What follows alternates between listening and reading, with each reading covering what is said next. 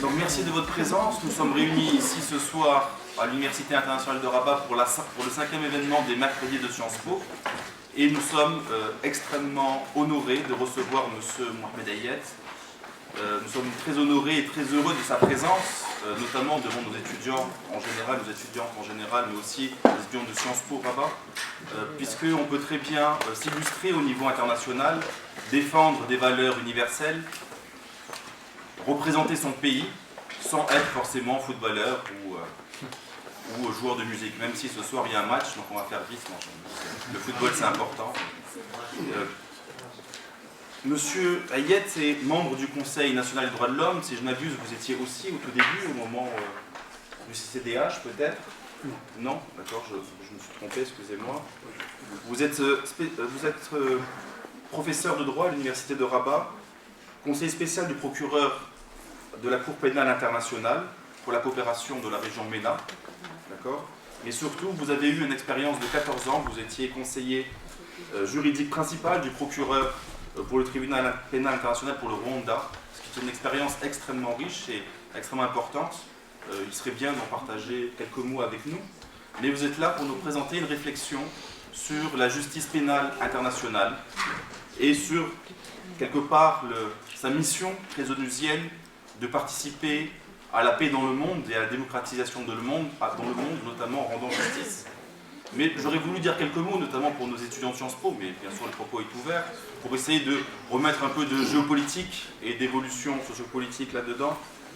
Effectivement, au-delà de cette volonté très énusienne qui passe par le droit, par l'utilisation très rationnelle du texte, finalement c'est la question de l'évolution du droit international qui a soumis, d'une certaine manière, avec leur consentement, avec leur libre consentement souvent, les États à des instances, à des autorités, à des instances supranationales.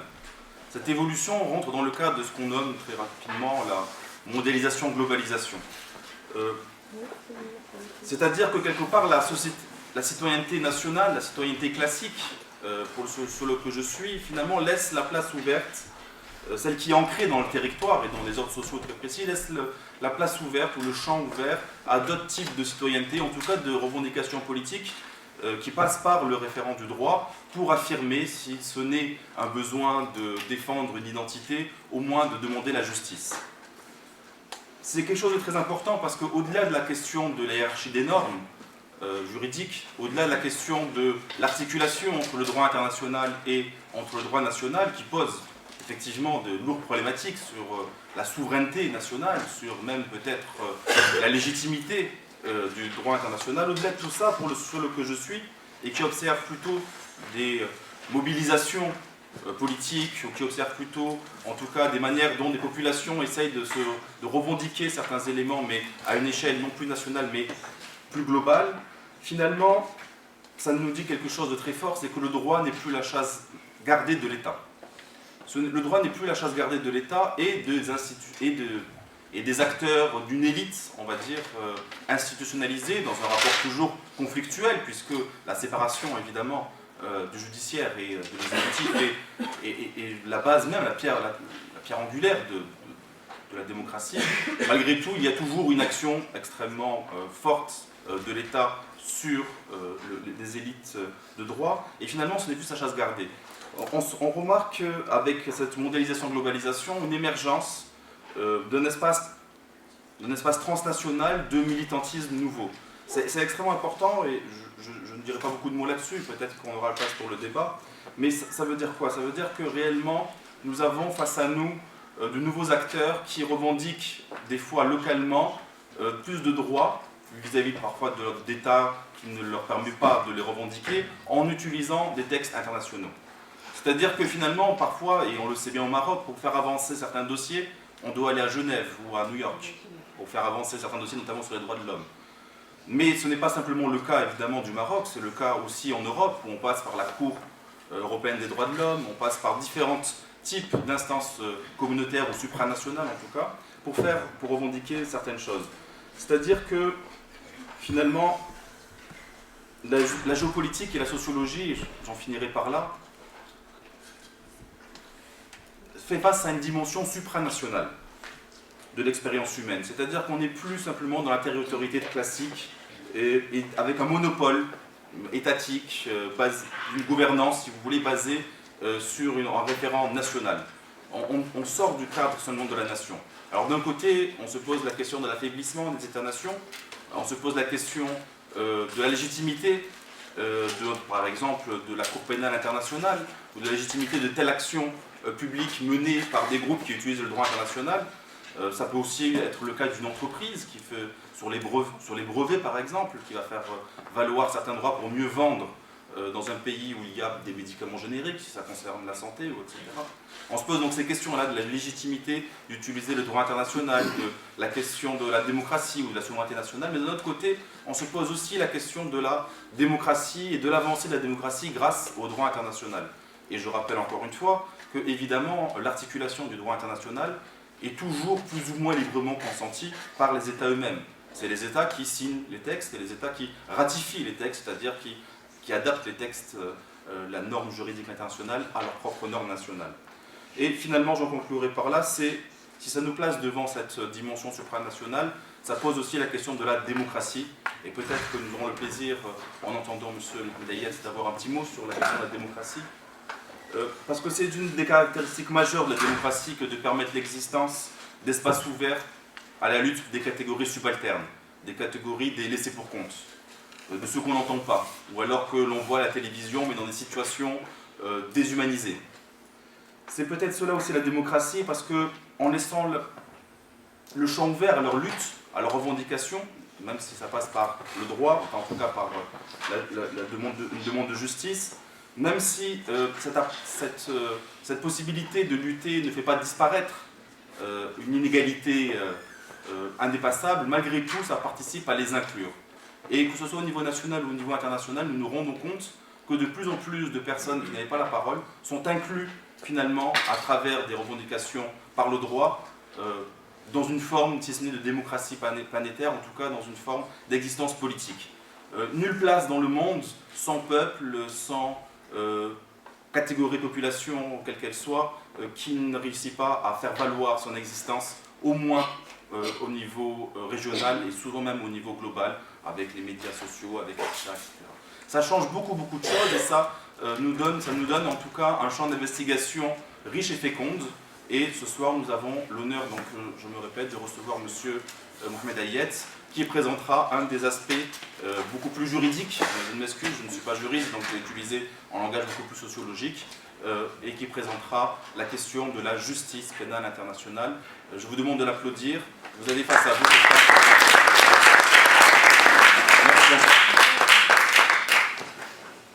Applaudir, ça veut dire c'est terminé. Hein. Non ? Bon, je voudrais d'abord remercier ceux qui m'ont invité à l'Université internationale de Rabat. Et je dirais qu'il y a en particulier une personne qui est là derrière vous, qui est en train de se baisser pour ne pas qu'on la voie, et qui est très brillante, à la fois très brillante, et très efficace pour faire venir les intervenants à l'université.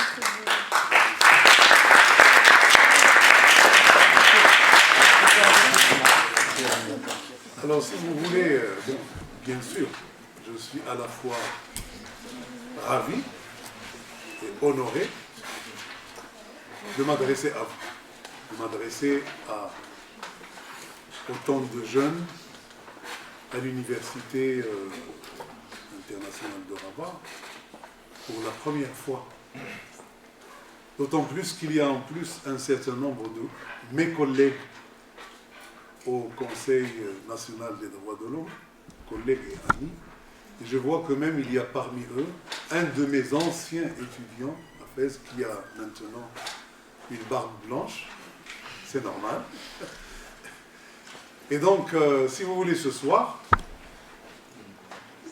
c'est le droit pénal et le droit pénal international.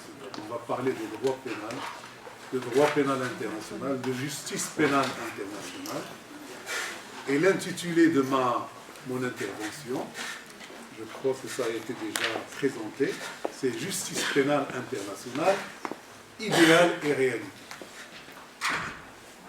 Pourquoi idéal et réalité? Tout simplement parce que c'est un bébé. C'est quelque chose qui est en train de commencer. Et le début est toujours un peu difficile. Mais si on a la conviction, on finit par arriver. Et je voudrais commencer mon intervention, ma présentation, par une phrase d'un grand poète libanais que vous connaissez certainement tous, Khalil Gibran. Khalil Gibran disait « Tuer une personne est un crime. Tuer des centaines de milliers de personnes est une statistique. » Donc en fait, c'est un paradoxe. Celui qui tue une seule personne encourt des chances énormes d'être poursuivi par la justice. Alors que les assassins des masses, ceux qui commettent des crimes en masse, restent souvent impunis. Bien sûr, il y a eu toujours un rêve, le rêve de mettre fin à cette situation paradoxale, mais le chemin est long, il est parsemé d'embûches. On se demande comment faire payer la note à ceux qui ont osé commettre des crimes contre l'humanité, des crimes, des génocides, des crimes de guerre. Et surtout, comment éviter que cela se reproduise encore et encore et encore. Comment réaliser, comment concrétiser la fameuse maxime « plus jamais ça ». Never again. Comment essayer de raccommoder le tissu social qui a été déchiré après les ravages de conflits armés et de crimes en masse. Eh bien, les tribunaux pénaux internationaux sont un des moyens qui poursuivent ce but, qui poursuivent cet objectif. Et je dis bien, un des moyens. C'est peut-être le moyen le plus en vue, je n'en suis même pas certain, mais ce n'est qu'un des moyens. Les autres moyens, ce sont notamment, évidemment, la justice pénale nationale. Il revient d'abord à l'État de régir les problèmes qui se produisent sur son territoire. Les commissions vérité et réconciliation, sous toutes ses formes. Et tous les efforts tendant à enrayer tous les genres de pauvreté matérielle, morale, d'extrémisme, d'intolérance. Et la liste n'est pas limitative. L'histoire récente de la justice pénale internationale débute après la Première Guerre mondiale. Je dis bien récente. Cela veut dire qu'il y a eu des procès, par exemple, de crimes de guerre durant la Grèce antique. Mais en général, c'était des procès de vainqueurs contre des vaincus. On n'est pas encore arrivé à la notion à laquelle on aspire encore d'une certaine justice qui prend en considération notamment les garanties du procès équitable. Après la défaite allemande, la Première Guerre mondiale, les Alliés ont voulu traduire en justice Guillaume II. Il y avait un article, l'article 227, qui était inscrit dans le traité de Versailles. Mais ça a été avorté. On n'a pas pu le faire. Pourquoi? Parce que Willem II, Guillaume II, s'est réfugié en Hollande et la Hollande n'a pas voulu l'extrader vers les pays qui demandaient son extradition. Une tentative qui n'a pas réussi donc. Cette histoire, l'histoire de la justice pénale internationale, l'histoire récente, continue avec le procès de Nuremberg. Un procès qu'on a souvent taxé de justice de vainqueur. Néanmoins, un procès qui a eu l'avantage, qui a eu le mérite d'avoir existé. Évidemment, les Alliés pouvaient tout simplement aligner les responsables nazis et les décimer. Normalement, je crois décimer, c'est compter 1, 2, 3, 10 en tue. Non, les exterminer tous. Mais, et en réalité, il y a eu, parmi les Alliés, notamment Churchill, certains qui voulaient effectivement les fusiller, les exécuter. Mais les Alliés ont fini par se résoudre à les traduire en justice. La plupart des accusés ont été jugés, ils ont été trouvés coupables et exécutés. Mais dans le tas, il y a eu quand même quelques acquittements, ce qui est très significatif pour la justice. On peut dire que c'est un pas géant dans la voie d'une société internationale un peu plus civilisée. Un des procureurs de Nuremberg avait dit: c'est le plus grand hommage que la raison, n'est-ce pas, rend à la barbarie. Bon, il y a eu un autre procès, un peu moins célèbre, celui de Tokyo, le tribunal militaire de l'Extrême-Orient, un peu moins célèbre. Et puis, surtout, au même moment, pendant la même période, la Charte des Nations Unies a été adoptée à San Francisco en 1945 et elle a été élaborée dans le même esprit. Elle avait pour objectif principal d'éviter à l'humanité les conflits armés. Un objectif idéaliste, évidemment.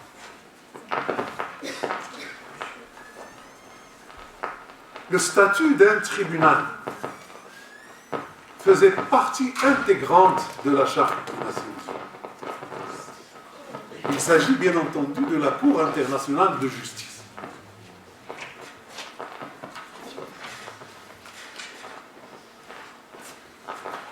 La CIJ. Mais la Charte des Nations Unies n'a pas doté ce tribunal d'une compétence pénale. La CIJ est basée à La Haye. D'ailleurs, elle est souvent confondue avec la CPI. À La Haye, il y a maintenant plusieurs tribunaux, notamment la CPI, la Cour pénale internationale, la CIJ, le tribunal spécial pour le Liban. À un moment donné, il a abrité un procès qui concerne la Sierra Leone de l'ex-président du Libéria, Charles Taylor. Mais il ne faut pas confondre les deux. Hein. Donc, la situation n'était pas assez mieux pour qu'on dote ce tribunal, n'est-ce pas, d'une compétence pénale. Il y avait encore, bien entendu, le concept, la notion de souveraineté avec son corollaire, la non-ingérence dans les affaires intérieures des États. Et c'était encore un concept relativement rigide, relativement solide, qui n'était pas encore effrité comme il l'est plus ou moins maintenant. Cela dit, la réflexion sur la nécessité de créer un tribunal pénal international permanent s'est intensifiée après les horreurs de la Seconde Guerre mondiale. Et je dois noter aussi que ces mêmes horreurs ont poussé la communauté internationale à adopter la Convention sur la répression et la prévention du génocide. La Convention du 9 décembre 1948. Et vous allez remarquer avec moi que c'est une date très importante. En fait, c'est une adoption symbolique parce que le jour d'après, c'est le jour de l'adoption de la Déclaration des droits universels des droits de l'homme. Et vous savez le destin qu'a eu cette déclaration par la suite. Évidemment, si on était dans un monde idéal, on serait arrêté à la Déclaration universelle des droits de l'homme. Il y a tout dedans. Mais on n'est pas dans un monde idéal. Alors on a été obligé, n'est-ce pas, d'adopter d'autres conventions, etc., générales, sectorielles, etc. Et on est encore en train de continuer sur cette lancée. Mais juste, je voulais que vous réalisez que on a commencé d'abord par une convention, pas seulement une déclaration, concernant le génocide. Cela veut dire que on voulait absolument marquer le coup par rapport à ce qui s'est passé pendant la Deuxième Guerre mondiale. Malheureusement, et je peux dire aussi, c'est très important à noter, que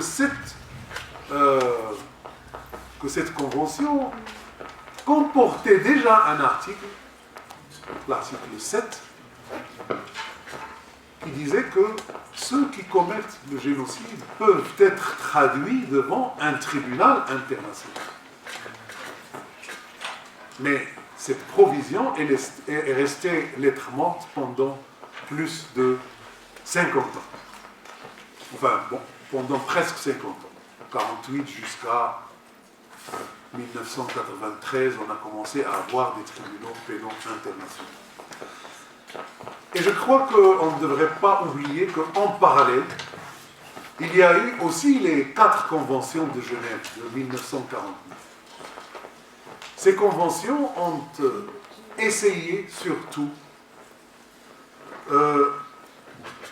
je dirais, de protéger les civils et les non-combattants. Il y a un article qui se répète dans les 4 conventions. L'article 3 commun aux 4 conventions. Et qui est là pour d'abord protéger les civils, protéger aussi les non-combattants. Quand on dit les non-combattants, ça veut dire généralement les soldats qui ne peuvent plus combattre, soit parce qu'ils ont été blessés, ou ils sont malades, ou ils ont été emprisonnés, ou se sont rendus, etc. Et puis il y a eu, bien sûr, les 2 protocoles additionnels de ces 4 conventions qui ont renforcé d'une certaine manière, et surtout le second, cette protection.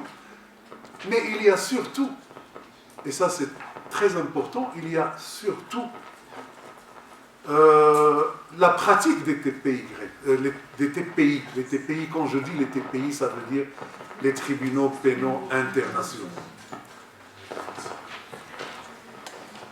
En fait, la création d'un tribunal pénal international a buté pendant longtemps sur une pierre d'achoppement très dure.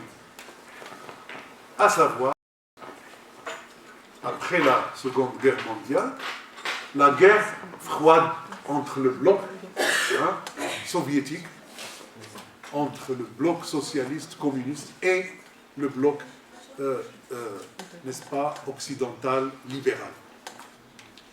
C'est pourquoi, juste après la chute du mur de Berlin, juste après l'effritement du bloc soviétique, eh bien, disons que l'opportunité devenait propice pour redynamiser la justice pénale internationale et je peux presque dire pour réanimer la justice pénale internationale, pour la faire sortir de sa longue léthargie. Et c'est très surprenant parce que la moisson a été très vite une moisson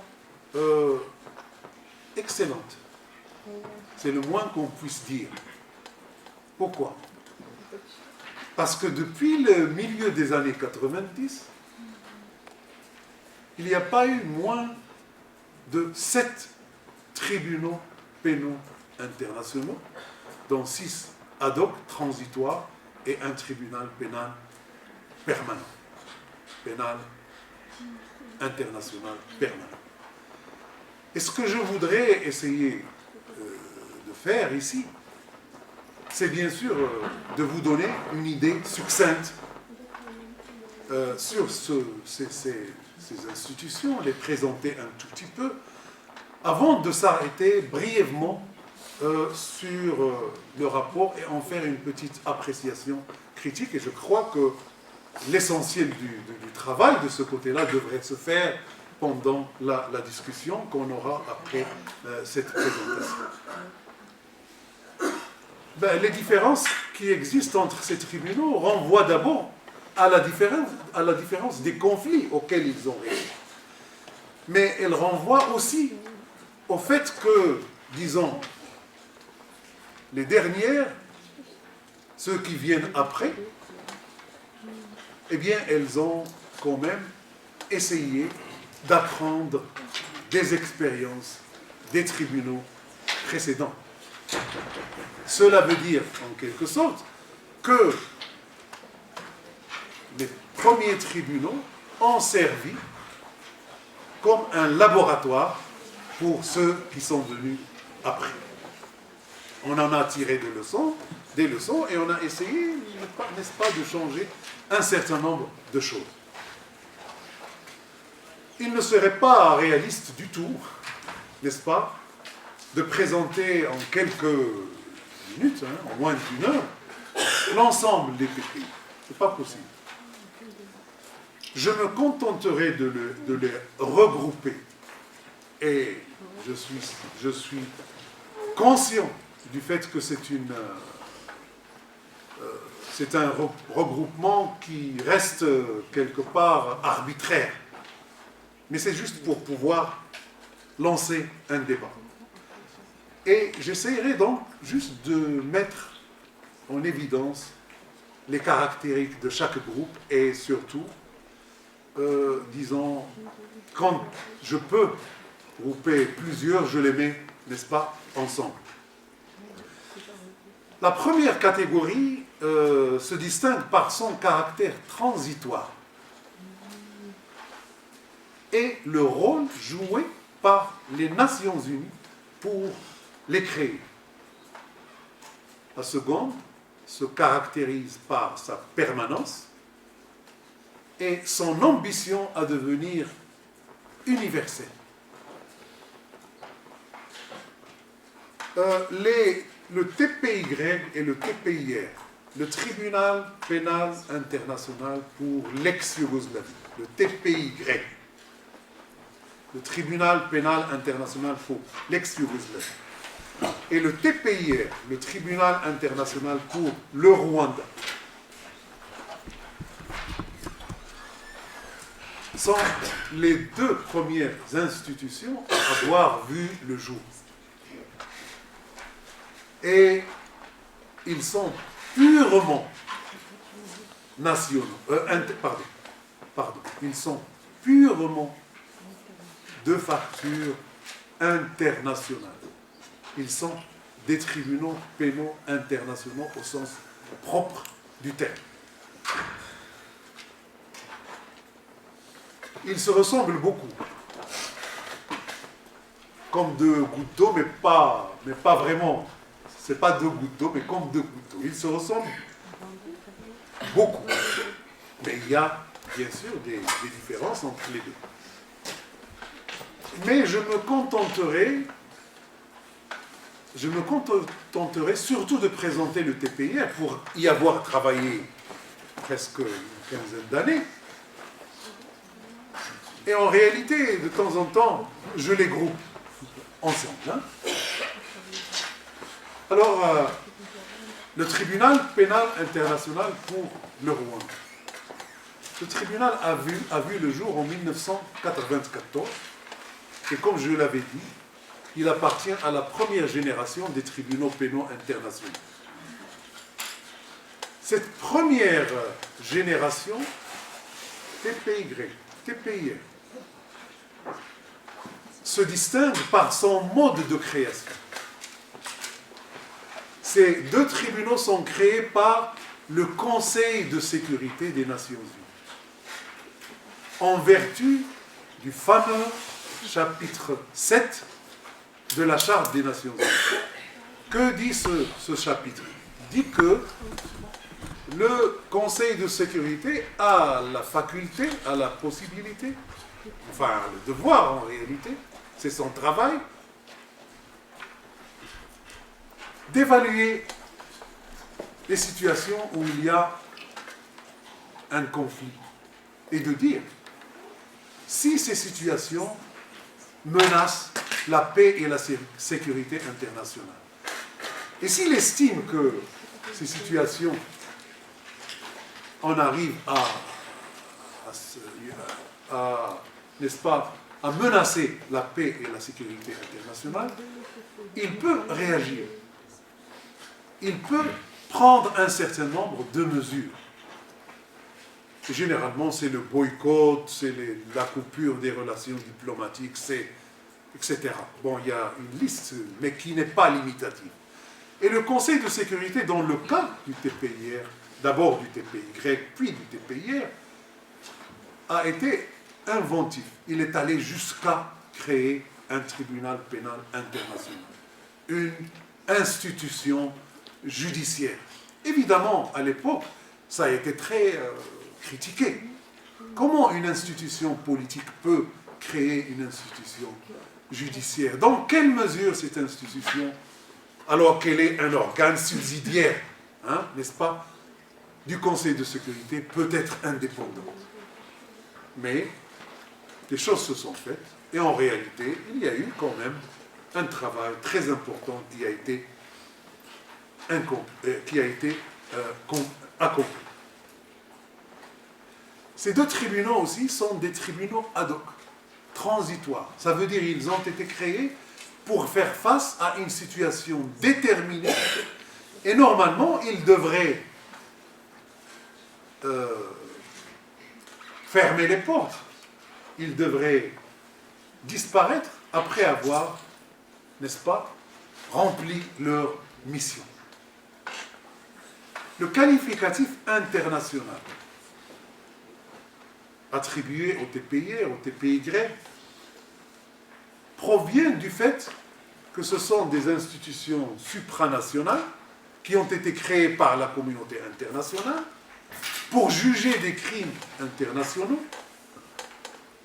Leurs juges, leurs procureurs, leurs greffiers sont des fonctionnaires des Nations Unies, et la plupart de leurs assistants, et j'en ai fait partie à un moment donné, sont des fonctionnaires des Nations Unies.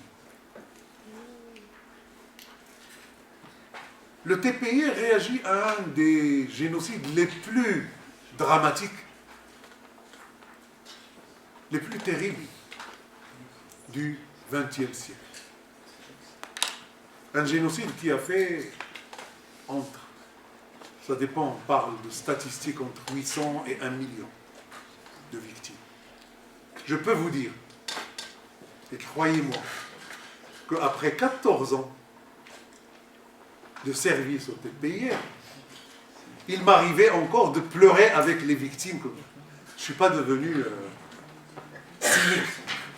Il m'arrivait encore de pleurer avec les victimes, parce qu'on te raconte une histoire, mais c'est incroyable. D'ailleurs, on ne sait pas quel effet ça a sur nous, toute cette d'avoir ingurgité tout.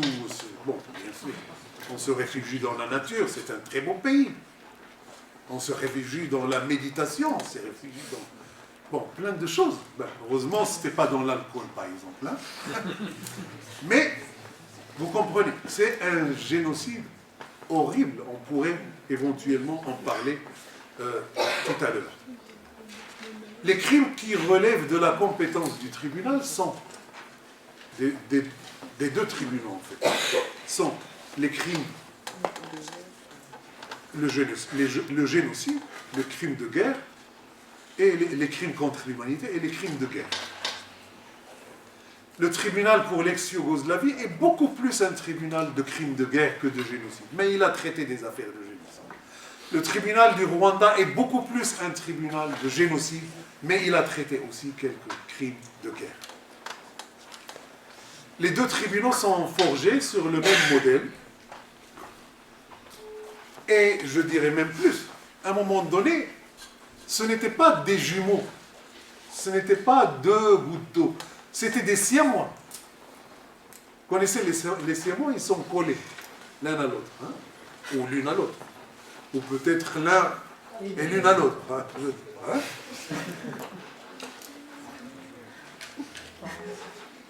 Pourquoi? Parce que pendant longtemps, ces deux tribunaux ont partagé le même procureur. Ce n'est que... Bon, il y a eu par exemple Goldstone, OTPIR Goldstone, puis Louise Arbour, puis Carla Del Ponte, et maintenant il y a un Africain, Hassan Boubacar Djal. Mais si vous voulez, il y a eu 3 procureurs avant qu'on ait un procureur totalement consacré, totalement dédié au TPI. Et jusqu'à présent, ces deux tribunaux partagent la même chambre d'appel. Bon, on pourrait revenir par la suite sur les raisons de ce partage. Pourquoi à un moment donné, ils étaient si rapprochés et si collés l'un à l'autre. Le tribunal comporte 3 organes, la chambre, ou plutôt les chambres, composées de 3 juges au niveau de première instance, de 5 au niveau de l'appel, d'un procureur qui fait des enquêtes, qui procède à des enquêtes et qui poursuit. Il n'y a pas de juge d'instruction. C'est le système common law. Et le greffier a beaucoup de tâches. Mais une des plus importantes, c'est qu'il gère notamment un service de protection des victimes et des témoins. Le TPIR siège, et jusqu'à présent, en Tanzanie, et non au Rwanda. Donc il siège à peu près 1500 km. Bon, il y avait un avion qui faisait, quand on voulait aller il y avait un avion des Nations Unies avec lequel on se déplaçait pour aller. Donc moi j'étais à Kigali. Donc Kigali, c'est la capitale, n'est-ce pas, du Rwanda. Je représentais le procureur, je supervisais les enquêtes, je participais aux poursuites, etc. Mais on allait souvent, n'est-ce pas, en Tanzanie. Et je voudrais souligner en l'occurrence quelques normes importantes. Et elles sont importantes pour le droit pénal international en général. Elles sont communes à tous les tribunaux dont je vais vous parler. Le statut du TPIR et du TPY exclut l'immunité pénale des responsables, l'immunité pénale des responsables officiels, quel que soit leur niveau, quel que soit leur grade, chef d'État, chef de gouvernement ou autre. Il prévoit la responsabilité du supérieur hiérarchique, le fait d'autrui. Généralement, en droit pénal, c'est rare qu'on soit poursuivi pour le fait d'autrui. Mais ce sont des situations très graves où il faut prendre en considération le fait qu'on peut donner des ordres pour tuer des gens, etc.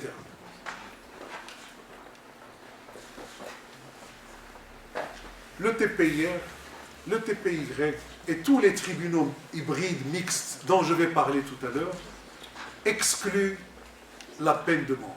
Il n'y a pas de peine de mort dans les statuts de ces tribunaux. Jusqu'à présent, le TPIR a poursuivi, a accusé 93 accusés. Il a pu en juger 83.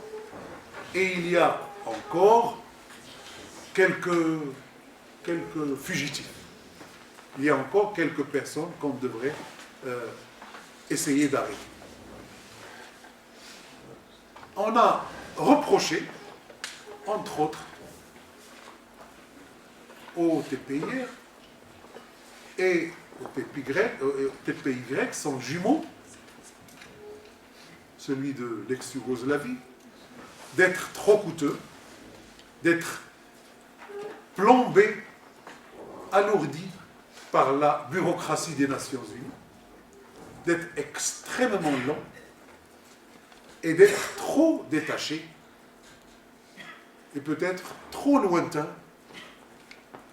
presque abstrait, par rapport aux populations qu'il devrait normalement servir. C'est ce qui a poussé plus tard à créer des tribunaux d'une autre facture, d'un autre genre, qu'on a qualifié d'hybride ou de mixte ou de tribunaux internationalisés. On ne parle plus de tribunaux internationaux, mais internationalisés. Au Timor oriental, à East-Timor, au Cambodge, au Liban, etc.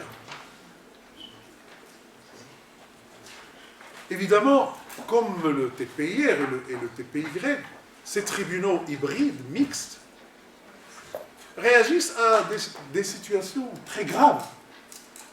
Je donne un seul exemple.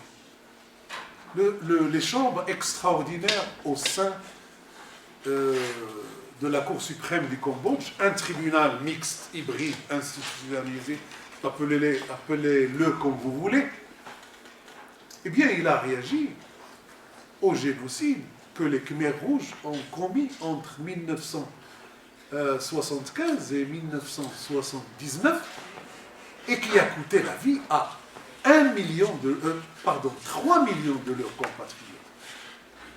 À l'époque, ça faisait le 1/4 de la population du Cambodge. Alors, les caractéristiques générales des tribunaux hybrides, c'est qu'ils sont composés de juges nationaux et internationaux. Ils ont l'avantage d'être basés là où le conflit s'est déroulé. Sauf pour le tribunal spécial pour le Liban, qui est basé à La Haye. Ils ont été créés par des accords bilatéraux entre les États et les Nations Unies. Ils n'ont pas été créés par le Conseil de sécurité. Donc, ce ne sont pas des organes subsidiaires du Conseil de sécurité. Et ça, normalement, ça devrait alléger leur gestion. Ils sont compétents pour juger à la fois des crimes internationaux et quelques crimes qui sont prévus par le Code pénal national. Ils ciblent uniquement les responsables de très haut niveau, les plus haut placés, ce qui est censé réduire leur coût et leur durée.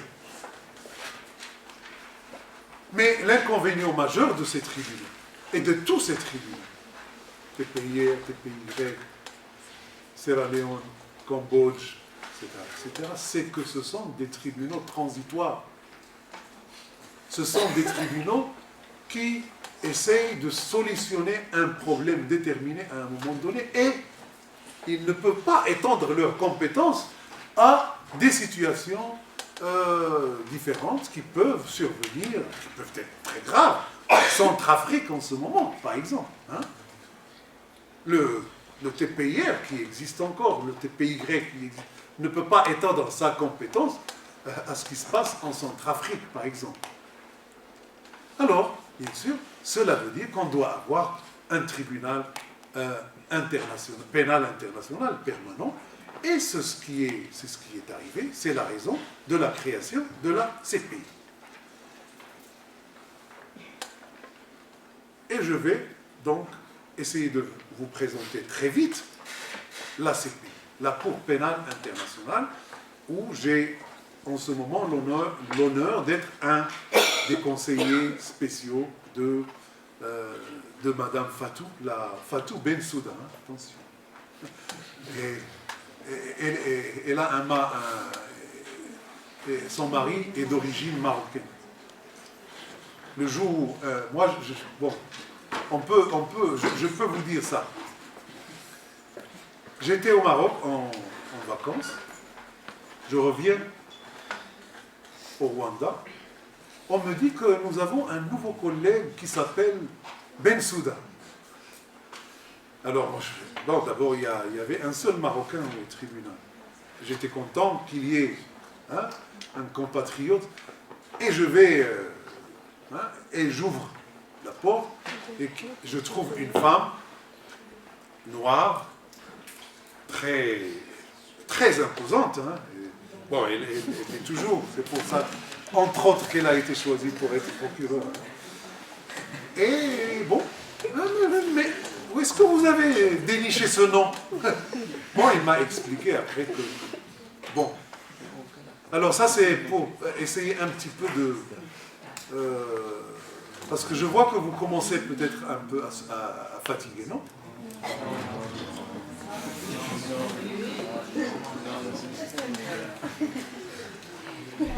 Alors donc, la CPI est une institution permanente. Donc elle se démarque des autres tribunaux que j'avais présentés tout à l'heure par le fait qu'elle est permanente.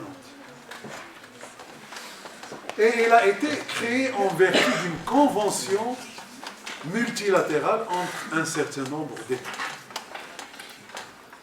Par, bien sûr, une convention qui s'appelle le traité de Rome, qui a été adopté le 17 juillet 1998. Normalement, tous les tribunaux pénaux internationaux auraient dû être créés par un traité. Mais ça dure. Et quand on a une situation très grave à gérer, il faut y aller. Et c'est pour ça qu'à un moment donné, il y a eu création des tribunaux pénaux internationaux transitoires un peu trop vite, mais ils ont pu quand même faire un travail très honorable.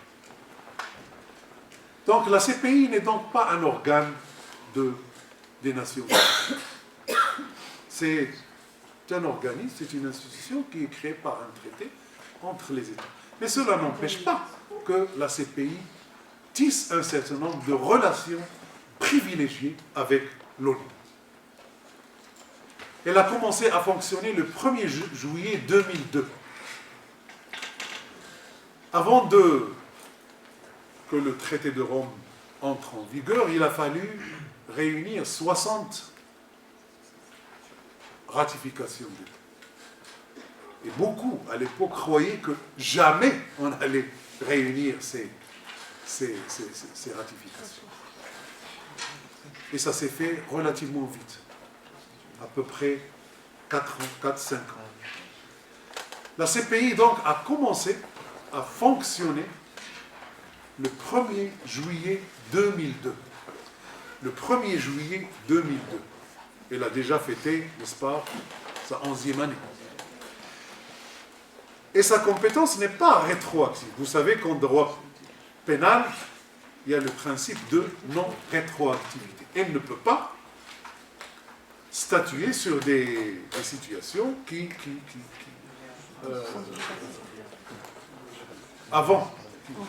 se sont produites avant le 1er juillet 2002.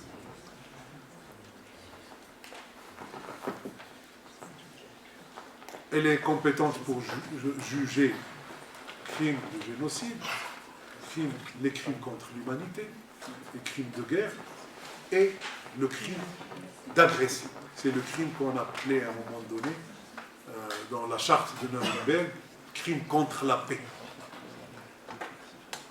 La Cour est compétente lorsque les crimes sont commis sur le territoire d'un État partie, c'est le principe de territorialité, ou par un de ses ressortissants. Mais quels sont les modes de saisine de la Cour? Une situation peut être renvoyée devant la Cour par un État parti.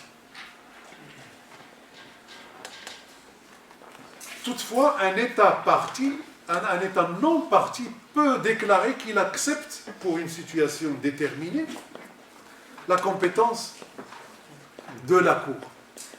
Les Palestiniens ont essayé de faire ça. Sans succès. On en parlera tout à l'heure si vous voulez. Par ailleurs, le Conseil de sécurité, donc saisine par un État, saisine par le Conseil de sécurité. Le Conseil de sécurité continue à faire son travail d'habitude.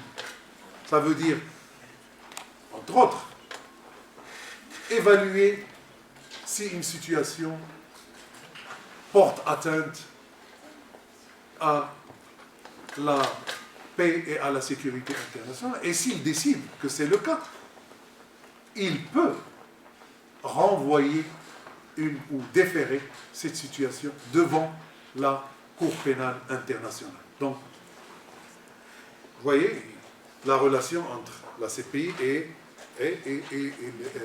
les Nations Unies et le Conseil de sécurité. Et ça a été fait dans le cas du Soudan, pour le Darfour, et dans le cas de la Libye, comme vous le savez. Enfin, le procureur peut, de lui-même, proprio motu, comme on dit dans le langage juridique, peut initier une enquête préliminaire, mais il doit être autorisé par une chambre préliminaire qui est composée de 3 juges. Donc on a essayé quand même de limiter le pouvoir dont on avait peur, n'est-ce pas, du juge, du procureur de la CPI. Alors, la Cour est composée de 18 juges, ils sont tous de différentes nationalités, d'un procureur et d'un greffier.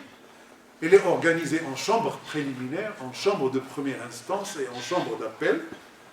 Les chambres préliminaires ou de première instance comportent 3 juges, les chambres d'appel comportent 5 juges, et le statut, encore une fois, là aussi, il consacre un certain nombre de normes très importantes au niveau droit pénal international, la fameuse absence d'immunité pour les officiels que je vous ai dit tout à l'heure, la responsabilité des supérieurs hiérarchiques que je vous ai dit tout à l'heure, mais il y a une autre règle, un principe très important qui n'existe pas dans les autres institutions transitoires, c'est le principe de complémentarité. C'est la norme la plus originale de la Cour. Ce principe accorde la primauté de compétence aux États membres. Si jamais il y a des crimes qui sont commis et qui relèvent de la compétence du tribunal, ce sont les États en premier lieu qui doivent réagir. La CPI ne peut réagir que si aucun État ne peut, d'abord ne veut, volonté, ou ne peut, volonté et capacité. Donc c'est à ce moment-là que, donc c'est une compétence à la limite subsidiaire. Et je reviens à ce que je disais tout à l'heure par rapport à la Déclaration universelle des droits de l'homme. Il revient d'abord aux États de traiter ce genre de situation, de réagir à ce genre de situation, de juger ceux qui commettent des crimes contre les masses, n'est-ce pas? Des crimes de masse. S'ils faisaient ça, s'ils le faisaient réellement, si on était dans un monde idéal, encore une fois, ben la CPI n'aurait rien à faire. Parce que les États ont fait leur travail. Bon, les États ne peuvent pas toujours faire leur travail pour plusieurs raisons. Entre autres parce que quand il y a un conflit très grave, il y a des moments où tout le système est complètement décimé, y compris, bien entendu, l'appareil judiciaire. Au Rwanda, quand il y a eu le génocide, après ils ont essayé, bon, la guerre s'est terminée, les Tutsis ont gagné la guerre, ils ont voulu juger les génocidaires. Mais c'était problématique. Pourquoi?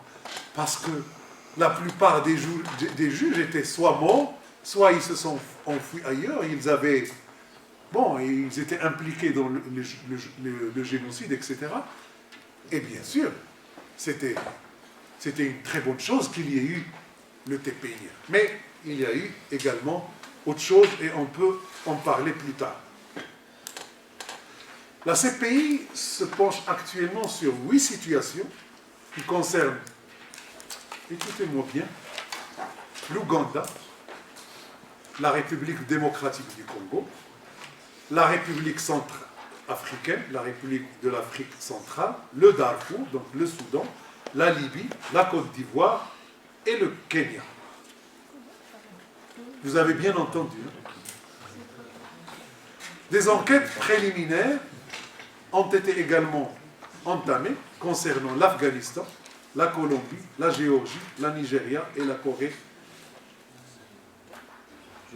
et la Guinée. La Cour détient actuellement 5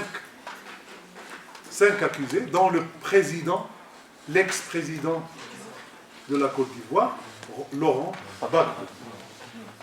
Et elle a lancé 20 mandats d'arrêt, et notamment celui contre Omar el-Béchir.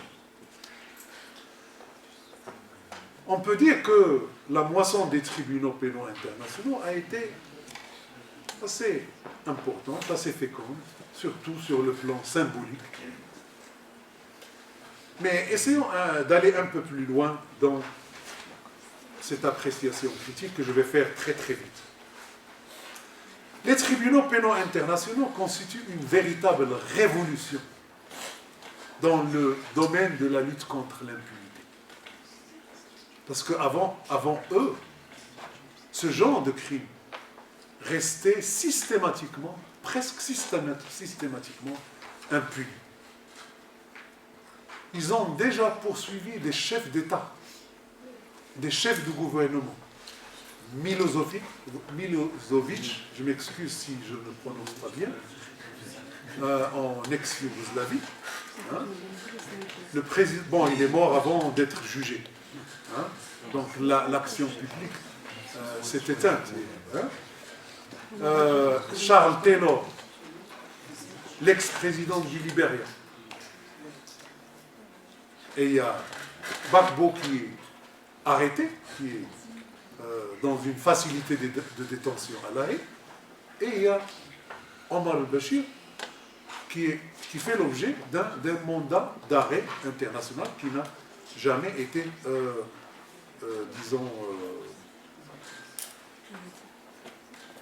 exécuté jusqu'à présent. Hein.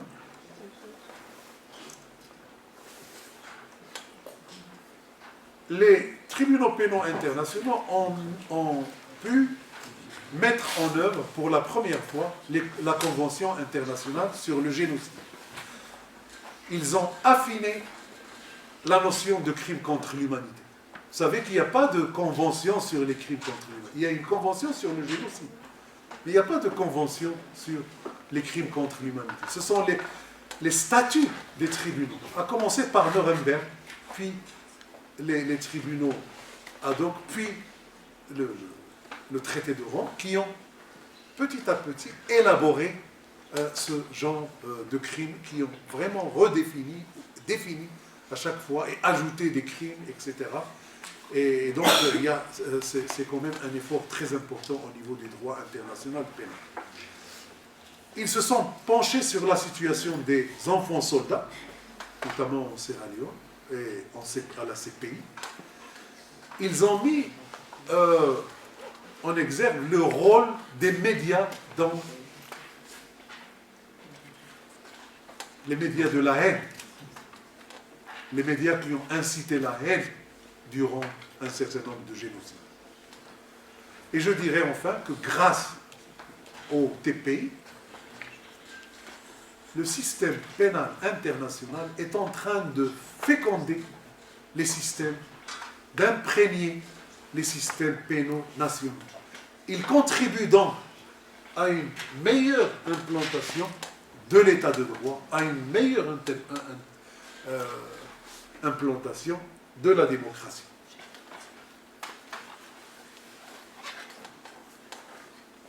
Bon, ça c'est la partie pleine du verre. Et bien sûr, il y a une partie vide. Et j'ai déjà souligné le coût élevé de la justice pénale internationale. Sa lenteur. Et le fait qu'elle peut s'avérer parfois très distante par rapport à ses victimes. Mais la faiblesse la plus grave serait son caractère sélectif. D'abord, la CPI, et là je me concentre sur la CPI. C'est vrai pour les autres tribunaux. Elle n'est pas encore une institution. Les autres n'ont pas été créés pour être des institutions universelles. C'est simple. Ils ont été créés à un moment donné pour réagir à une situation donnée. Quand c'est terminé, c'est terminé. Mais la CPI a la vocation d'être universelle. Mais jusqu'à présent, bien sûr, il y a 122 États qui ont déjà ratifié le traité de Rome. Mais il n'y a pas la Chine. Combien il y a de Chinois encore? Il n'y a pas la Russie. Il n'y a pas la Russie. Il n'y a pas les États-Unis. En termes de population, c'est énorme. Plus de la moitié de la population mondiale n'est pas intéressée directement par la CPI. En plus, 3 membres permanents du Conseil de sécurité ne sont pas membres du traité de Rome, ne sont pas membres. Et même, à un moment donné, les États-Unis essayaient de torpiller, n'est-ce pas, de miner au maximum Alors, tout à l'heure, je vous ai dit, est-ce que vous avez bien écouté par rapport à l'Ouganda, le Congo, la Centrafrique, la Libye, n'est-ce pas, il y a le Mali maintenant, il y a... écoutez, l'ensemble des situations traduites devant la CPI jusqu'à présent concernent des pays du Sud. On a l'impression parfois que c'est un tribunal des pays développés qui juge des pays en voie de développement. Et je dis bien, on a l'impression. Parce que c'est plus compliqué que ça. C'est plus subtil que ça. Cette perception légitime crée un certain nombre de tensions entre la CPI et certaines régions du monde, notamment l'Union africaine et la Ligue arabe. Que doit-on faire dans ces conditions? J'avais dit au début que la justice pénale internationale, c'est un bébé. Et de temps en temps, vous savez, on lave le bébé. Et les Français disent, est-ce qu'on doit jeter le bébé avec l'eau de bain? Bon, c'est pas mal. Hein? Non, je sais pas. À mon avis, et je termine sur cette note. La justice, ici-bas, n'est qu'une œuvre humaine. Elle reste une œuvre humaine. Elle sera toujours tiraillée entre l'absolu et le relatif.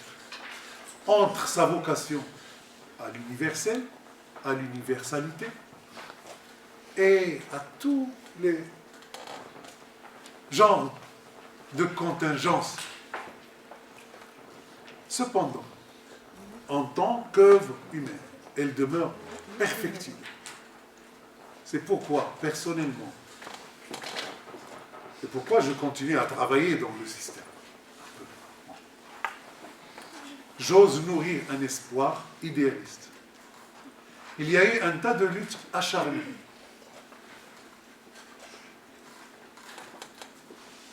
Acquis à l'idéal humain de la justice, qui ont permis de sortir la justice internationale du rêve. Alors moi, j'espère que la poursuite des luttes lui permettra un jour de rectifier le tir et d'aller vers de meilleurs horizons. Et merci pour votre attention.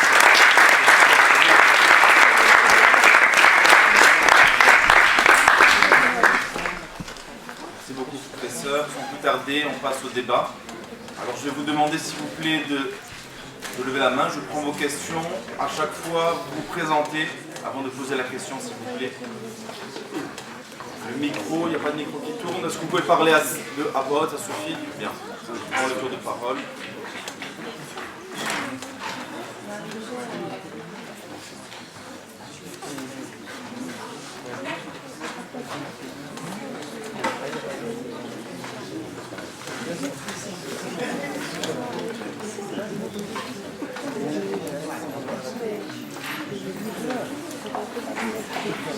J'ai une question là.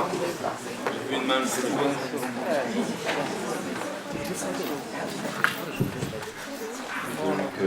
Bonsoir Monsieur Yaf.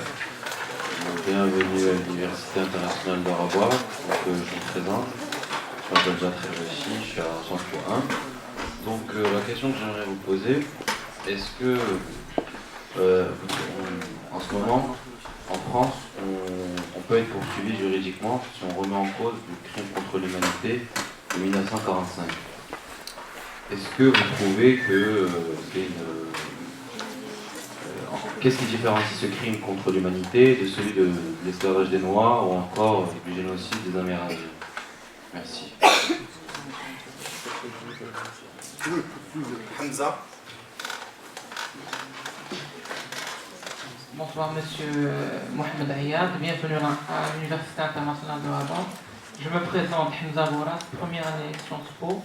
Donc en tant que conseiller spécial au procureur de la Cour pénale internationale, j'aurais deux questions à vous poser qui sont centrées justement sur cette juridiction. Ma première question c'est, le Maroc, comme les États-Unis ou encore la Russie, ont signé, mais pas ratifié le statut de Rome. Ainsi, je voudrais savoir pourquoi l'a-t-elle signée et pas ratifiée, et surtout, quelle est la position du Maroc vis-à-vis de cette juridiction. Ma deuxième question, c'est que, comme vous l'avez dit, la Cour pénale internationale a plus de 11 ans d'existence, et à ce jour, on compte 26 personnes inculpées qui concernent tous des Africains. Cette situation n'est-elle pas en train de créer une fracture avec le continent africain, à l'exemple du Kenya qui a enclenché un processus visant à se retirer du statut de Rome. Merci. Alors, Selim et Sed. Non, Sed.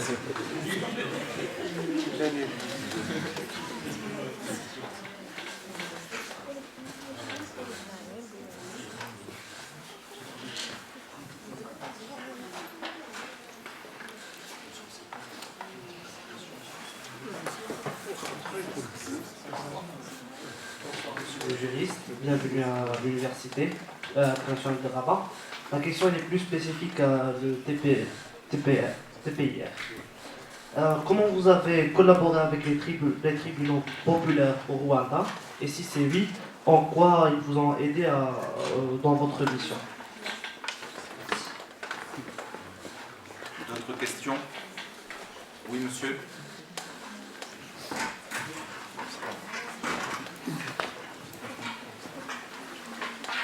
Merci. Ma question est relative aux conventions bilatérales que les États-Unis d'Amérique se sont empressés à conclure avec un certain nombre d'États dans l'espoir de mettre ces soldats à l'abri d'éventuelles poursuites de la part de ces États qui pourraient à un jour ou un autre être partie prenante au statut de Rome.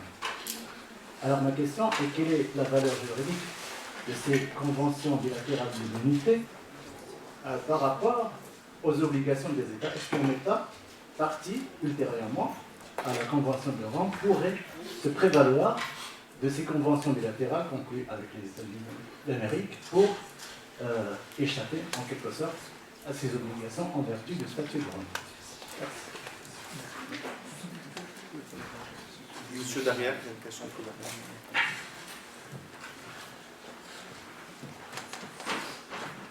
Au fond, derrière.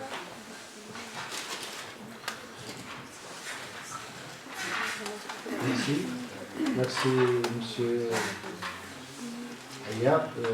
C'est Haïssa Mohamed Ali, de la Commission régionale des droits de l'homme, en Bangalore. La lutte contre l'impunité est une vocation aujourd'hui pour tout le monde. Je me demande, ou bien je pose la question, pourquoi la CPI n'est pas, comment elle est rétroactive, c'est-à-dire en sachant que les violations des droits de l'homme, en tant que, comme par exemple les crimes contre l'humanité ou les génocides, on peut les considérer comme imprescriptibles. Alors comment c'est-à-dire analyser ou bien trouver une solution à des génocides et à des crimes qui ont été commis avant la constitution de la Cour internationale pénale. Sinon, on pourrait dire qu'il n'a pas de rôle s'il ne peut pas réparer, bien sûr, les crimes dans le temps. Et merci. Merci, on va laisser M. le professeur répondre et on prendra une deuxième série de questions.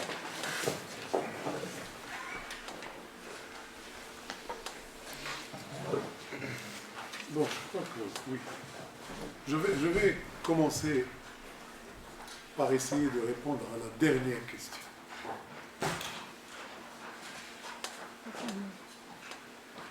Bon, d'abord, le principe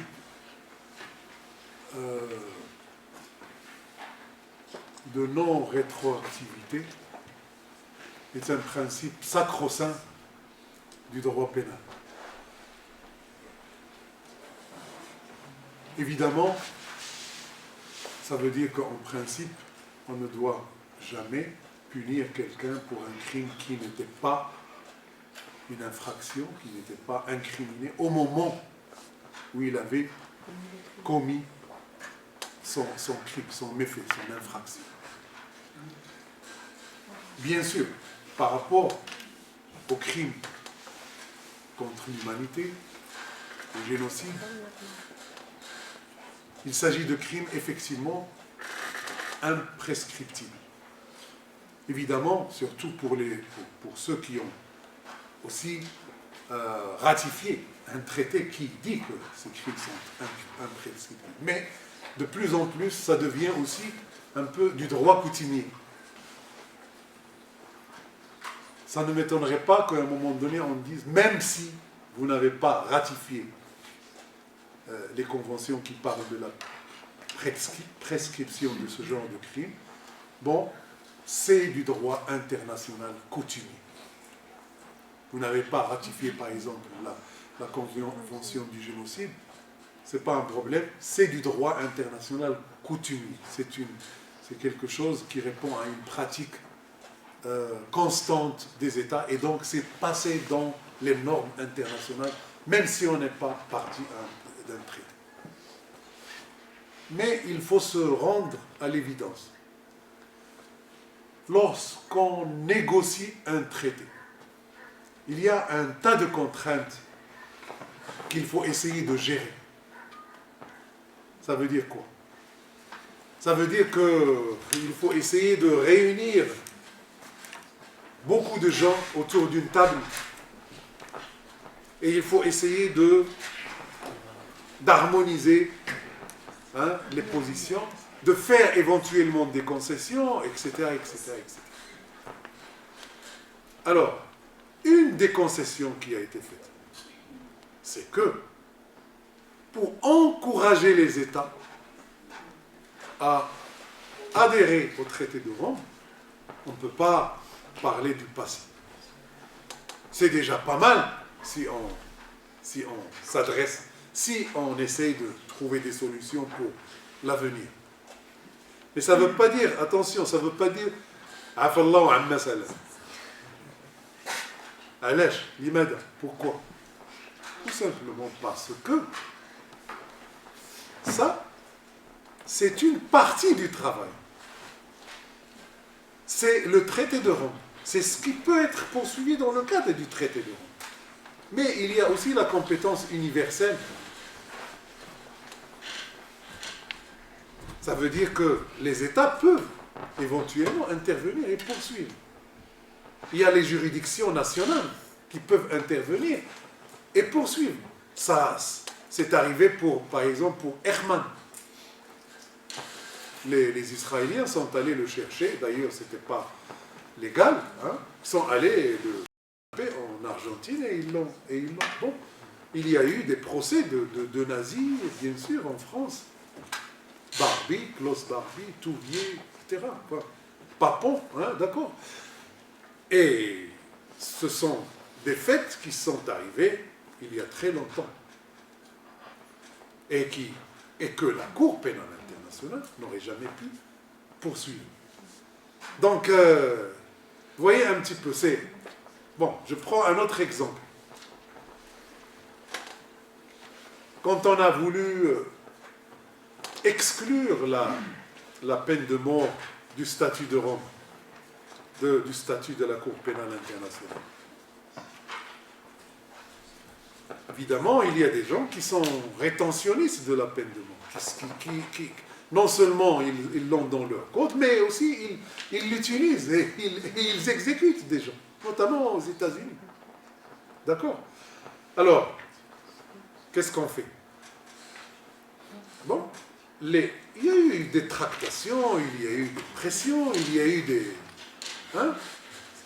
Et puis, à un moment donné, on a dit, voilà, de toutes les façons, si il y a le principe de complémentarité, si c'est la Cour qui juge, on ne peut pas utiliser la peine de mort, c'est exclu. Donc, dans le statut de la CPI, dans tous les statuts des tribunaux pénaux internationaux, la peine de mort est exclue. On ne peut pas l'utiliser. Mais si jamais un pays membre du traité de Rome, en vertu de principes de complémentarité, se saisit d'une situation, d'une affaire, il peut utiliser son droit national. Si c'est un pays rétentionniste, il peut éventuellement utiliser la peine de mort. Si c'est un pays qui a déjà aboli la peine de mort, tant mieux. Je ne sais pas si... Est-ce que c'est... Ça va? Alors, deuxième question. Par rapport à la relation entre le TPIR et les juridictions nationales, et notamment, bien sûr, les tribunaux populaires, on appelle gacaca.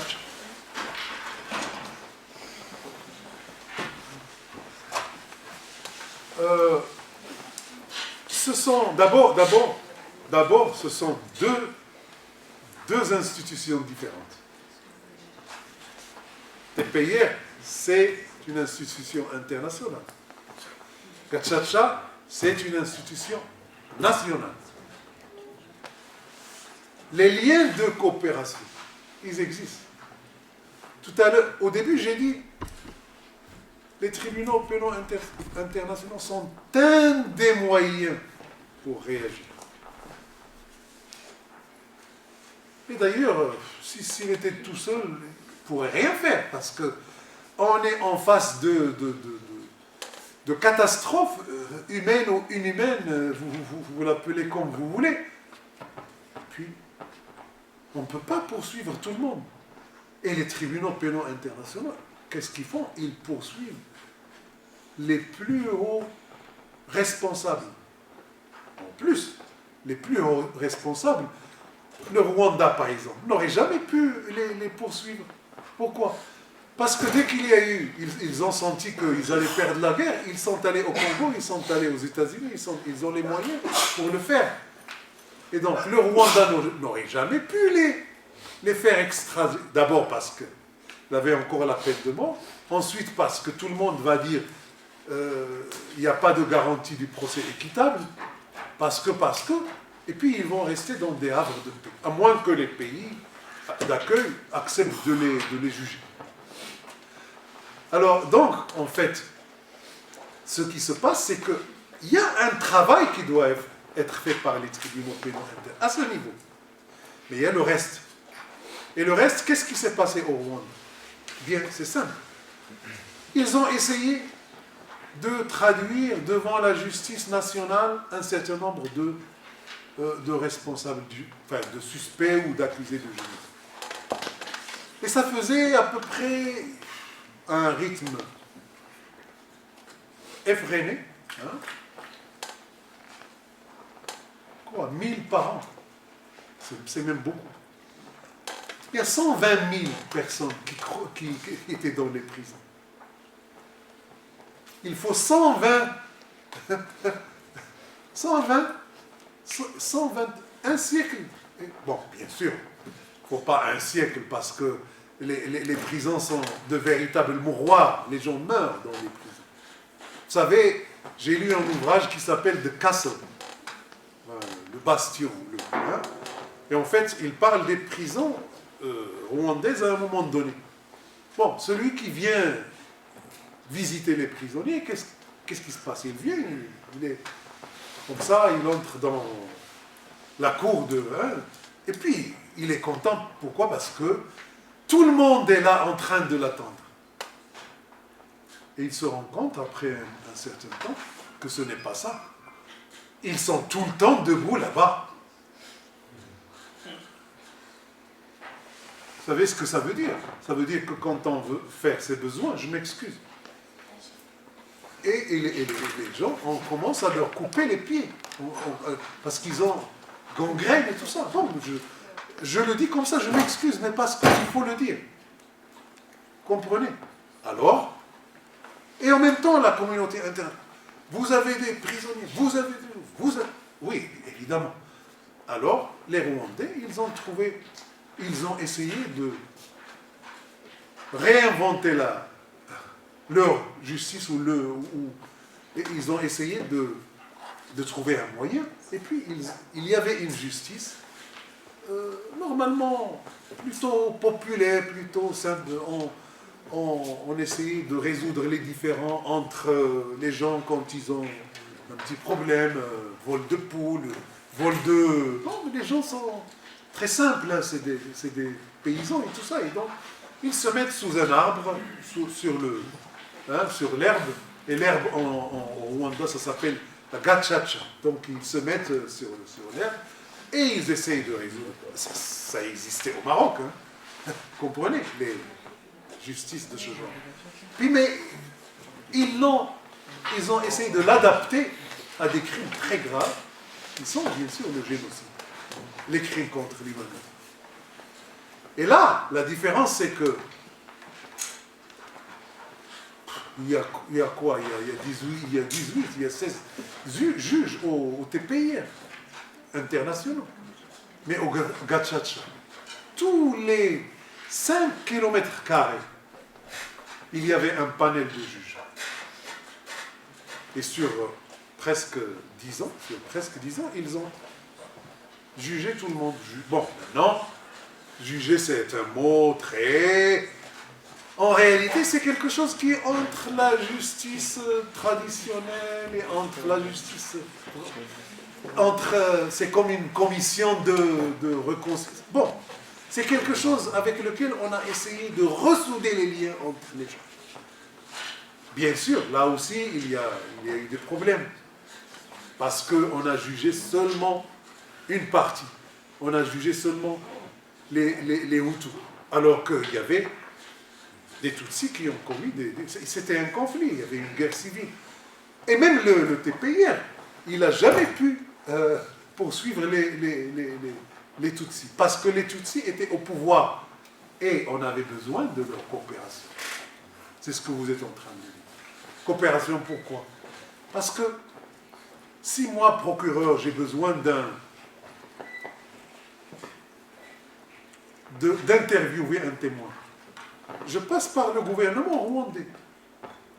Moi, je disais à mes étudiants, on passe par la coopération avec les États. On n'a pas de police judiciaire, on n'a pas d'armée, on n'a pas de bras armés. Donc on passe par la coopération. J'avais l'habitude de dire à des étudiants qui venaient de temps en temps au tribunal, vous savez, on est là, mon bureau est là, hein, et puis il y a une route qui passe, hein, macadamisée. Hein, puis de l'autre côté, il y a des maisons. Je dis, si par exemple, moi je sais qu'il y a un accusé rwandais, hein, on a besoin de l'arrêter, on sait, c'est notre accusé. Je ne pourrai jamais aller, les enquêteurs ne peuvent pas aller le chercher. Il faut que je passe par le procureur du Rwanda, il faut que je passe par le gouvernement rwandais. Donc les liens, évidemment, il y a une coopération parce que c'est le même conflit. Sauf que, quelquefois, les mêmes témoins qui ont témoigné durant des séances de gachacha vont témoigner au tribunal pénal international pour le Rwanda. Vous voyez un peu.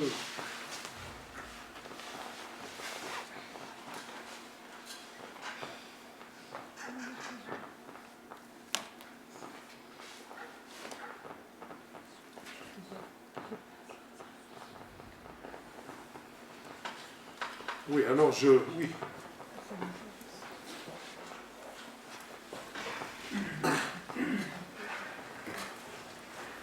Par rapport au fait qu'il y a, vous avez dit 26 personnes qui sont poursuivies et que, en général, sont tous plutôt du sud que du nord. Bon, d'abord, 26, c'est un nombre, c'est bon, jusqu'à présent. La CPI il y a eu un seul jugement jusqu'à présent. Donc, c'est très, très, très, très long. La justice pénale internationale a un rythme très long. Et on peut entrer dans les détails pourquoi. Et si je prends l'exemple du TPIR où j'ai travaillé, et c'est la même chose pour la CPI. C'est peut-être même plus grave, parce que c'est dispersé. Bon. Pour chercher, déjà il faut résoudre le problème de la complémentarité. Est-ce que c'est moi qui va juger ou c'est l'État qui va juger? Et ça prend un certain temps, parce qu'il faut attendre un certain délai, etc., pour savoir qui va le faire. Il y a déjà 6 mois. Bon, il y a des délais. Ensuite, les personnes qu'on veut poursuivre, ils ne sont pas à côté de nous toujours. Ils peuvent être très très loin, il faut aller les chercher. Il faut demander leur transfert au tribunal. Il se peut que l'État auquel on demande un transfert ne soit pas membre de la CPI. Il se peut que ce soit un membre de la CPI et qui ne veut pas coopérer. La CPI aussi n'a pas de police judiciaire, n'a pas de bras armés, n'a pas d'armée. Alors maintenant, il y a toute une procédure pour déjà faire venir quelqu'un, l'accuser, etc. Voilà, il faut faire venir. Puis, les témoins, il faut aller les chercher. Et souvent, on va les chercher dans la brousse. Et quand on les a trouvés, il faut les convaincre pour qu'ils viennent témoigner. Mais le problème, c'est que les accusés sont des gens qui sont très puissants. Ils restent puissants même. Ils créent des problèmes alors qu'on le sait ça avec les lords de la drogue et tout ça. Ils sont en prison, mais ils peuvent nuire alors qu'ils sont en prison. Les gens ont peur, ils ne veulent pas, mais on essaye de les sécuriser, de les protéger et tout ça. Une fois que c'est fait, il faut les fidéliser. Ce n'est pas seulement au début, mais aussi c'est sur la durée. Et puis si vous pensez que, si par exemple au Rwanda, on utilise le français, l'anglais et le Kinyarwanda. Donc pendant très longtemps, il y avait un problème de traduction. Bon, à un moment donné, c'était la traduction consécutive. Moi, je parle et je me tais et quelqu'un, n'est-ce pas, traduit ce que j'ai dit. Après, petit à petit, c'était la traduction instantanée. Et ce n'est pas seulement interpréter ce que les gens disent, mais aussi traduire les documents. Quelquefois, c'est des milliers de pages. Et puis, les avocats, ils n'habitent pas à Arusha. Ils n'habitent pas à La Haye. Hein? Ils sont un peu partout dans le monde. Je peux être avocat. Vous pouvez être avocat si un avocat marocain peut plaider. Mais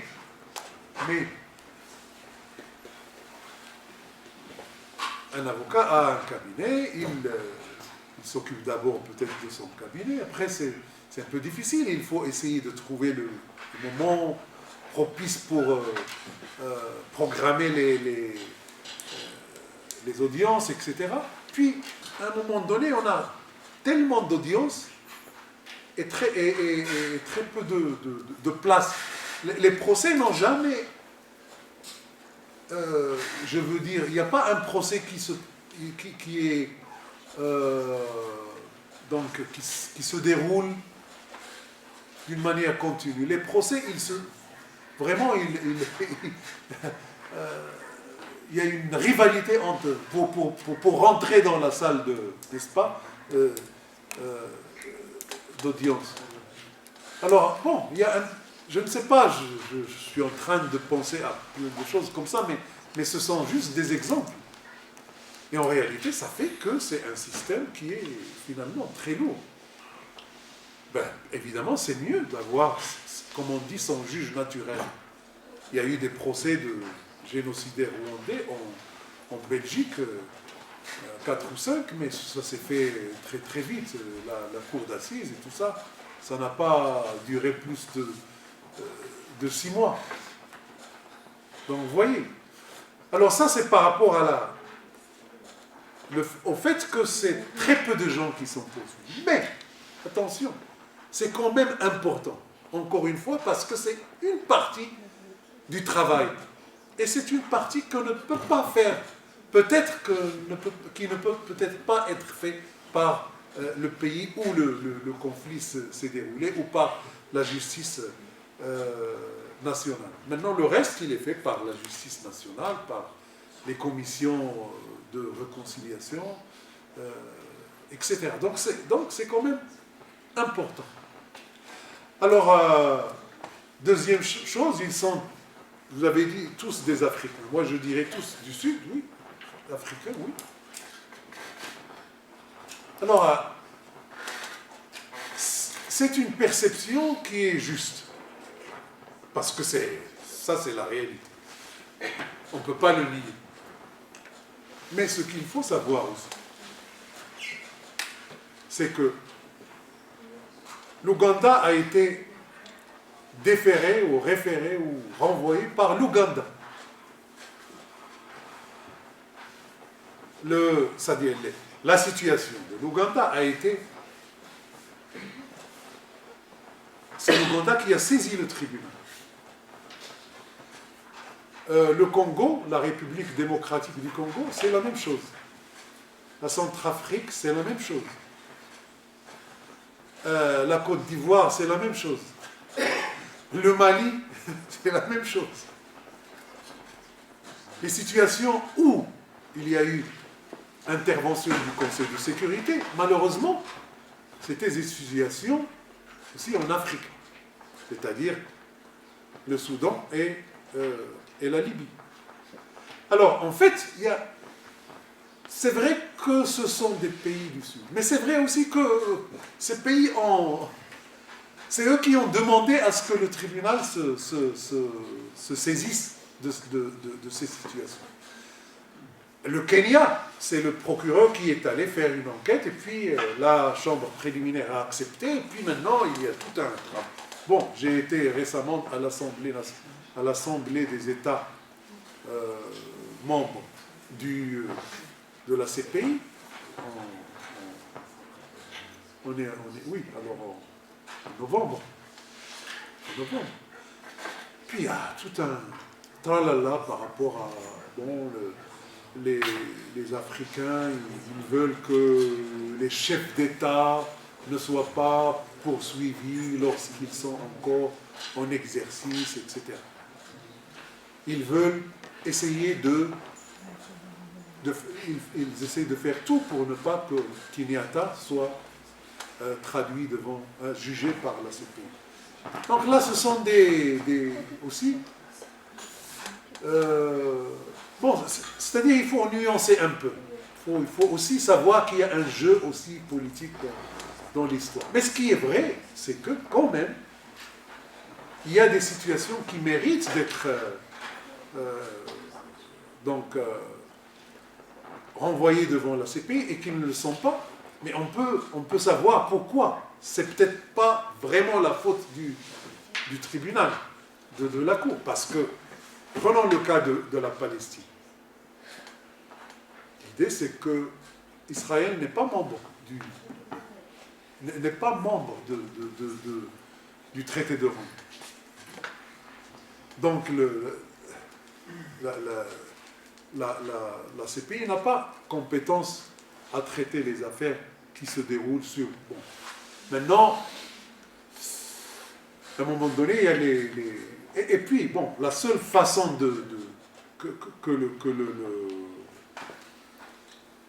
la Cour soit saisie, c'est que le Conseil de sécurité renvoie cette situation devant la CPI. Mais est-ce que vous pensez que les États-Unis vont permettre qu'Israël soit déféré devant la CPI? Donc parce qu'ils ont un droit de veto au Conseil de sécurité. Et ça renvoie à une autre problématique. Les Nations Unies, jusqu'à présent, ne sont pas vraiment démocratiques. Et on a essayé de faire une réforme. Kofi Annan a essayé de réformer. Et ça n'a pas marché. Et de toutes les façons, ça devrait venir un jour. Donc il faut... Maintenant, il y a un problème de perception, mais c'est aussi vrai. Moi, personnellement, je dis il faut que la CPI, maintenant, s'attaque à des cas, bon, I would say, je dirais, hard targets, des cibles dures. Parce que maintenant, elle s'attaque à des cibles mous. Hein? C'est-à-dire, chaque fois que c'est relativement facile, on y va. Parce qu'il y a l'Afghanistan, il y a eu des choses qui sont arrivées en Afghanistan. Et l'Afghanistan, c'est un pays membre. Et c'est arrivé sur son sol, sur son territoire. C'est possible de poursuivre un certain nombre de choses. Des États qui ne sont pas membres. Parce que c'est, voilà, en vertu de la compétence de la CPI. Et je ne sais pas si... Ça va? Alors, des États qui ont signé, mais qui n'ont pas ratifié. Vous savez, quand on signe un traité, selon la Convention de Vienne, sur le droit des traités, bon, on n'est pas tenu par les dispositions du traité, mais il y a un minimum. Lorsqu'on a signé, on doit s'abstenir de faire quoi que ce soit qui est en contradiction avec l'objectif, les finalités du traité. À moins qu'on dise, moi, en tant qu'État, jamais je ne vais déclarer que jamais je ne vais ratifier ce traité. Donc en fait, normalement, la signature, c'est une étape. En principe, c'est une étape qui mène vers la ratification. Maintenant, je crois que relativement vite, on a eu jusqu'à présent 122 ratifications. La dernière est celle de la Côte d'Ivoire. Bon, maintenant, il reste un travail important de fond à faire. C'est comme pour la peine de mort. Jusqu'à présent, il y a à peu près 159 pays qui n'appliquent pas la peine de mort. Soit parce que c'est Ils l'ont aboli de jurés, donc dans leur législation, 99 pays. Le reste, ils ne l'appliquent pas de facto. Donc ils ne l'appliquent pas, même si... Donc, mais il y a un travail à faire de sensibilisation, pour aller vers autre chose, pour que les pays, n'est-ce pas, à un moment donné, ratifient. La position du Maroc. La position du Maroc, à mon avis, il y a quand même quelque chose qui est en train de se faire. À un moment donné, bon, je crois que des instances très officielles, enfin, au moins recommandent à ce qu'à un moment donné, on ratifie. Et quand on va devant les organismes internationaux des droits de l'homme, souvent ils nous disent qu'il faut ratifier. Et souvent, nous, on ne dit pas qu'on n'accepte pas, n'est-ce pas? Mais ben, c'est un travail aussi qu'il faut faire. Bon, comme encore une fois, j'associe un peu les deux. Comme pour la peine de mort, c'est un dossier sur lequel il faut encore travailler. Et personnellement, je suis optimiste.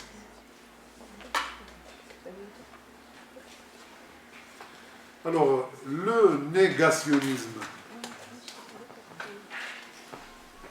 Là, le négationnisme, ce n'est pas une chose simple à traiter. Hein. Je crois que ce sont souvent des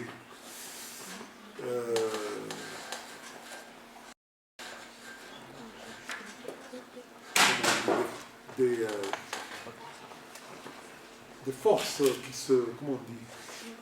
Il y a une misère de القوة. Comment on dit? J'arrive pas à trouver le mot. Oui, c'est des... Ah oui, balance de pouvoir, hein, n'est-ce pas? Oui, des balances de force, n'est-ce pas? Des rapports de force. On sait que c'est... il y a quand même un lobby très fort qui pousse vers une certaine façon de voir les choses. Et puis on veut plus qu'on discute est-ce qu'il y a eu la Shoah ou est-ce qu'il n'y a pas eu la Shoah. À la limite, je ne sais pas, moi je pense qu'on essaye de le faire aussi au Rwanda. Je pense qu'il doit y avoir des lignes, il doit y avoir des lignes rouges à ne pas dépasser. Ça veut dire si on est dans un contexte où on incite à un autre génocide, où on incite à la haine, où on incite, ça c'est une histoire. Mais si on est en train de faire de la recherche scientifique et tout ça, normalement, ça ne devrait pas poser de problème. Mais, encore une fois, je reprends le mot que je n'ai pas arrivé à trouver. Hein? Les rapports de force font que, dans certaines situations, les lois vont n'est-ce pas, vont un peu plus loin qu'ils ne vont d'habitude. Voilà.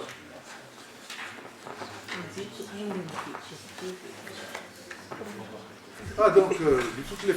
Oui, alors, il y a des provisions dans le statut des nations, de la CPI, qui permettent aux États de ne pas coopérer lorsqu'ils ont des accords internationaux, bilatéraux, qui les lient avec... enfin, normalement, c'est surtout pour les... comment dirais-je? Entre autres, les immunités diplomatiques, un certain nombre de choses comme ça. Mais, bon, en réalité, il faudrait que je regarde bien le texte et qu'on discute ensemble. D'accord? Merci.